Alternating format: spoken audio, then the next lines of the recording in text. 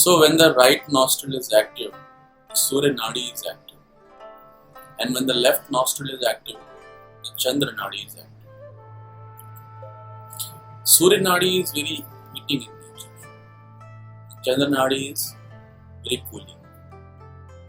The number of tasks that we do during the day, that decides the nadi that will be flowing at that point. For example, while while eating food, generally the Surya Nadi is active. While doing some active tasks, Surya Nadi is active. That is the right nostril. And while doing some mental tasks, the left Chandra Nadi is active.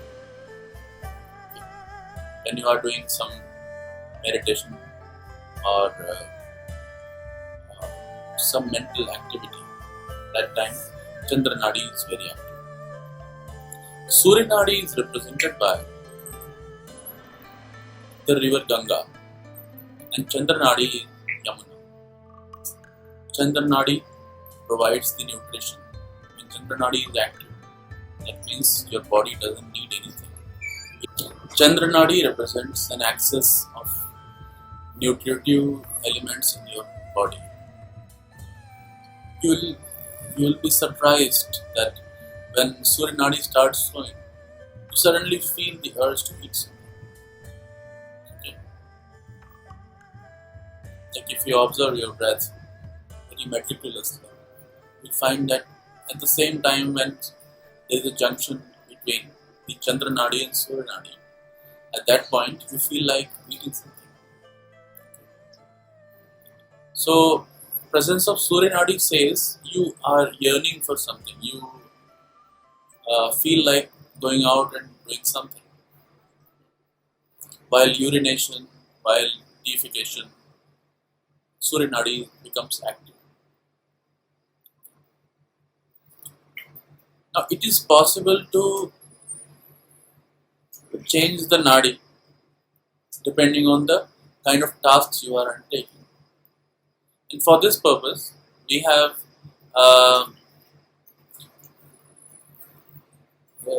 here in India, in Hindus, there is a Yagyopavit that is used for changing nadi. So during defecation or urination, it is required to roll the Yagyopavit around the right ear twice. It's like a thread. You wear it and you just round it around the ear when you go for defecation or urination. That makes sure that the Surya Nadi is active. Surya Nadi is like the river Ganga. Just like Ganga is known for cleansing the sins of devotees. Similarly, the Surya Nadi, when it is active, it just cleanses your body of all these mal. This is called mal. Okay. Mal is not only the product of digestion, but also all your negative thoughts. Okay. So when Surya Nadi is active, all these mal, they get out of the body.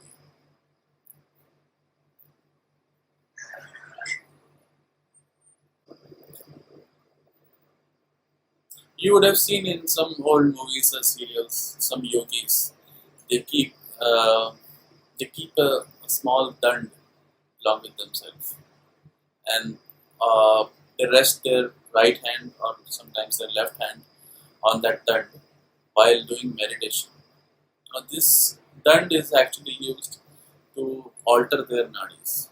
Okay. So if they just keep their right hand on that dand, then suddenly the right nadi starts flowing. And when they keep the left hand over there, then the left nadi, that is the Chandra nadi, starts flowing. Now while sleeping, this technique can get in very handy actually. So just after taking food, if you are going to sleep, then it is important that Surya Nadi flows, because Surya Nadi is the one responsible for the digestion. Okay. It's a heating nature. That heat increases the Jఠra, the Agni in the stomach, that results in digestion of food. So it is important that that Ragni becomes active because of Surya Nadi. So just after the lunch or dinner, if somebody goes to sleep, then uh, it is likely that depending on the kind of nadi that is flowing, one has to make sure that Surya Nadi starts flowing immediately. So for that, you just have to lie down on the left side. So when you lie down on the left side, immediately you will see that the breath on the right side becomes active. That's a Surya Nadi. And when there is sufficient flow of Surya Nadi, let's say after half an hour, 1 hour, you obviously during that time you will not be able to sleep. So it is generally not recommended to just go to sleep immediately after taking lunch or dinner. One has to just do some walking or do vajrasan just after taking lunch so that Surya Nadi flows for sufficient amount of time.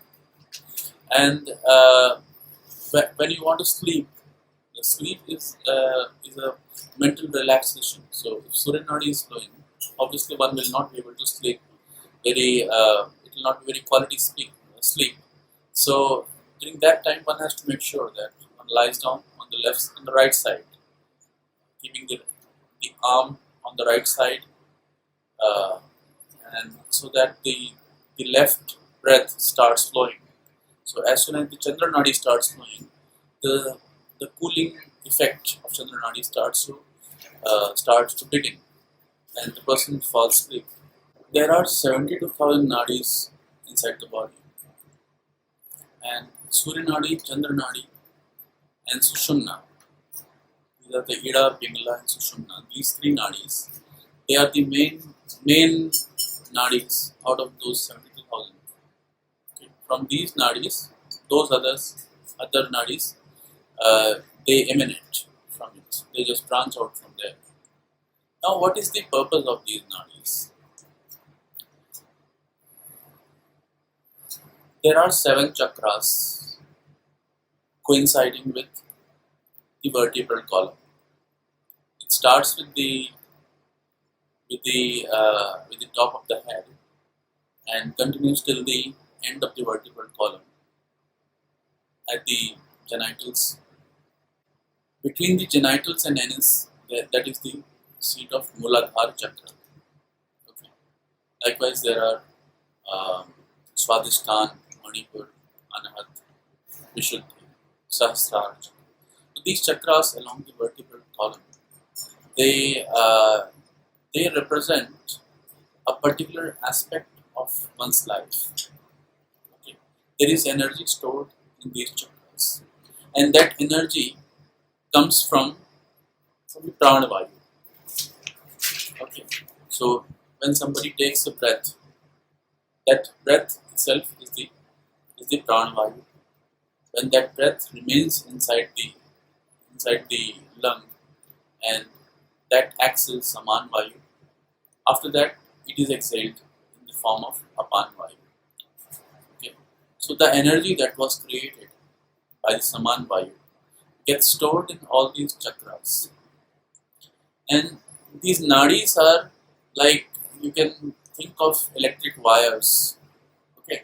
So just like in a city, there is a transformer. From transformer, the electricity is transported to the main junction in your society. From that main junction, it comes to your house. In your house, it is distributed to all the electrical equipments.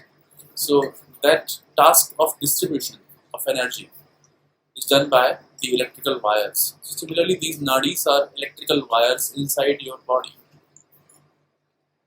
So if any fault is there in these electrical wires, then the flow of energy will be obstructed. Okay. So you will see that a person who is not spiritually inclined, or highly materialistic person, or somebody who is having a lot of negative energy, you will see that the flow of energy is obstructed above the Muladhara chakra. Okay. So majority of people, they just live in the Muladhara chakra and the Swadhisthana chakra.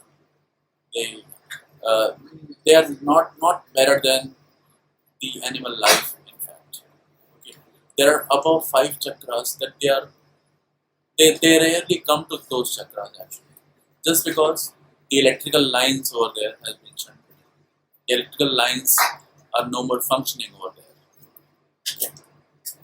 So you can say that in, let's say you have a fan at home, and you are just you also have AC and television and other highly sophisticated equipments at your home, but because of lack of electrical wiring, you are not able to enjoy them.